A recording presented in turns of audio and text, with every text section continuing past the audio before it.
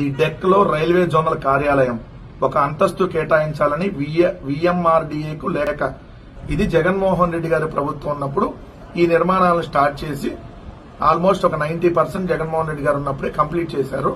దీన్ని మొత్తం 1.72 ఎకరాలు అంటే 1 ఎకరా 72 సెంట్లలో 87.5 కోట్ల రూపాయల వ్యయంతో 11 అంతస్తులు, 6 ఏమో ఆఫీసులకి కార్యాలయాలకి, ఒక 5 ఫ్లోర్లేమో ఏదైతే పార్కింగ్ కి, మొత్తం 430 కార్లు, ఒక 400 టూ వీలర్స్ పార్కింగ్ ఉండేటట్టుగా విశాఖకే ఒక తలమానికంగా విశాఖ సిరిపురం ఐకానిక్ టవర్స్ ని జగన్మోహన్ రెడ్డి గారి ప్రభుత్వం నిర్మించింది.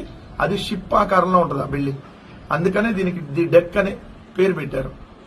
సో దీంట్లో ఇప్పుడు రైల్వే జోన్ కూడా జగన్మోహన్ రెడ్డి గారు నిర్మించినటువంటి భవనంలో రైల్వే జోన్ కార్యాలయం ఉండబోతుంది. సో జగన్మోహన్ రెడ్డి గారు ఇది ఏ విజన్తో ఏదైతే ఒక ఐకానిక్ టవర్ ని అక్కడ నిర్మించారో ఈ రోజు రాష్ట్ర అవసరాలకు ఉపయోగపడుతుంది.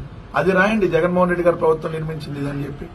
అన్ని మీ అకౌంట్లో వేసుకోవద్దు, అన్ని వేసుకుంటున్నారు, కొన్నన్నా చెప్పండి వాస్తవాలు.